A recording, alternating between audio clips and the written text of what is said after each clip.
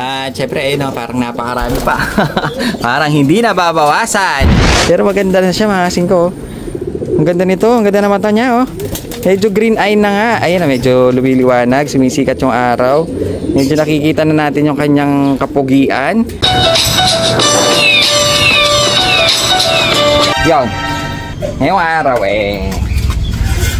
kunin na natin itong ating tippler at ilalagay na natin doon sa ating Taiwan loft dahil nga sayang naman ng panahon, medyo wala nang ulan, kaya itong tippler na young bird natin ilalagay na natin doon. Titignan natin kung lilipad nga siya ng 5 hours.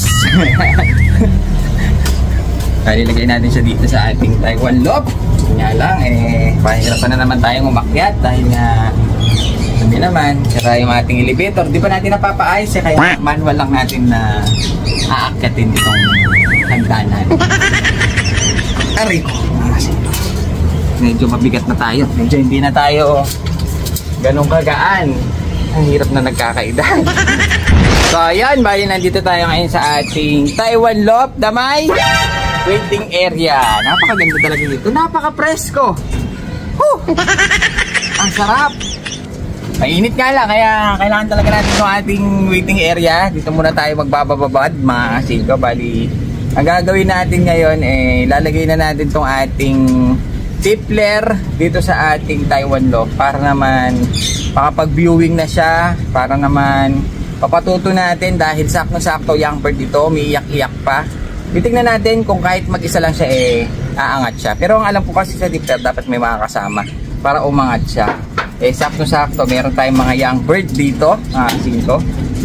Ginawa ko kasi doon sa mga ibang young bird natin, pinutulan ko na ng pakpak. Dahil nga medyo nahuli tayo ng pag-akyat sa kanila dito, medyo nag-edad ng konti. Pipitik kasi kaagad kaya lalo na dito sa amin, napakaraming boy ducket. Kaya ginawa ko, pinutulan ko muna sila ng pakpak para ma-memorize nila. Isang buwan lang naman yung ihahaba ng mga yan, kaya isang buwan silang pag-alagala dito. Hanggang sa tumubo, hanggang sa lumipad, hanggang sa magronda, hanggang sa mawala, hanggang sa matuto sa atin.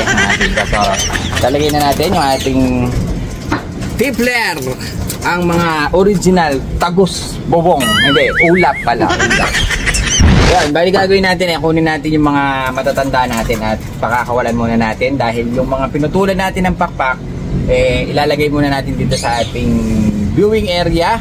Tapos kung makapansin nyo, nakabukas yung dalawang trapdoor dahil nga gusto ko nakakalabas muna sila. Matuto silang pumasok, matuto silang bumaba. Dahil medyo sanay na sila ditong pumasok dahil medyo matagal na sila dito ng ilang araw. Pumapasok sila, bumababa. Ngayon, try natin silang ilabas. Tapos pumapasok sila. Ganun lang hanggang sa masanay. Dahil nga medyo kung makikita nyo nga, halos naglulugon na yung mga nilagay natin dito. Halos naglulugon na sila, mga singko. Kaya mahirap kapag hindi natin sila pinutulan, bigla natin pinakawalan. Baka pumitik, hindi sila sanay dito sa ating area. Dahil agad mawawala, agad maboboy dakit na atin ko. Kaya pakakawala ko muna yung mga matatanda. Walan natin yung mga matatanda. Parang saddle pa to.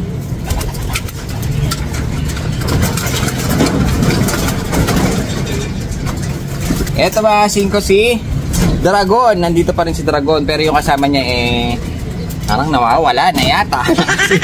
Dahil ito napakaganda nito. Dragon ito, dahil bloodline ni Mrs. nga. Dragon mataras, Dragon.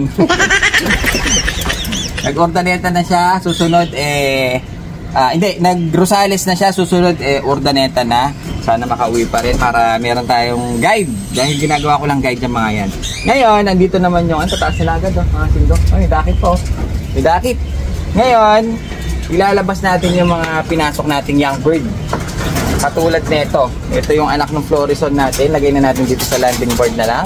Kasi dito, magkakadikit lang yung bubong namin. Tapos pwede silang umakyat doon, bababa. Hindi naman sila makakalipad dahil putol yung pakpak niya. Kaya sila hindi makakalayo. Gagawin lang nila dito i-memorize yung paligid nila. Sigla yun sila. Napakaganda na sikat ng araw ngayon Medyo sumulpot si haring araw natin. Napakaganda yun. Nag-exercise sila. Wala silang pakpak. Ngayon, meron pa tayo isa. Ito yung ating barless, medyo putol na rin yung pakpak. Patututunin natin yan. Ayun, parang gusto naman pumasok. Pumapasok agad eh. Tapos bababa agad dyan. Yun nga lang, nagbukas tayo ng trapdoor para kahit paano makalabas din sila. Saka ito, hahasin ko yung ating solid red na may naglulugon pa. Medyo matagal na yan dito kaya tingin ko mas mauuna matututo to. Bali, 4 lang muna sila. Dahil yung mga iba dito, hindi talaga marunong, hindi ko talaga siya patututunin. Pinapagulang ko lang siya dyan, maasin ko. Ito yung sibong, hindi pa natin nilalagay dahil hindi pa siya sanay. Dito na muna. Tsaka yung tippler, sasanayin ko muna siya dyan na dito siya kakain, dito siya iinom, maasin ko. Para pag nilagay natin siya dito, alam niya, kakain na siya, doon bababa siya. Pag marunong na siyang bumaba dyan, lalagay na rin natin siya doon, maasin ko. So, yun! Dahil nga yung mga yan, sibong pa. Hindi sila pwedeng mabigla dahil pag yan nabigla mawawala. Masin ko, yun naman sila bagay na bagay sila dito sa ating Taiwan Lop na napakalaki. Napakataas, komportable at syempre yung waiting area, huwag nyo kakalimutan.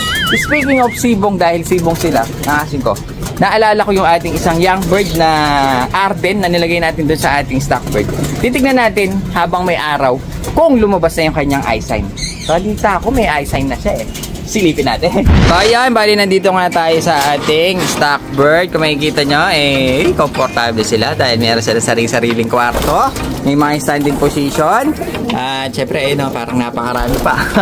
Parang hindi nababawasan. Bali, dito mga asin ko, nilagay natin yung ating young bird. Pinagsapalaran na natin siya dito. Ay, ito ata siya, mga asin ko. Mukhang walang bugbog. Mukhang nasurvive niya yung mga barako dito. Dahil nga yung ating John Arden, young bird lang yan. Dito na natin siya pinagulang. Ayun siya mga asin ko. Yun lumipad. Mukhang mayroon na siyang pwesto. Ang titingnan natin dyan kung lumabas na yung kanyang eye sign. Dahil nung bata yan, hindi pa gaanong labas yung kanyang eye sign. Ngayon medyo nagmamatured na siya. Nakakapagpag siya dito, nakakapagpalit na siya ng balahibo. Ayun siya mga asin ko.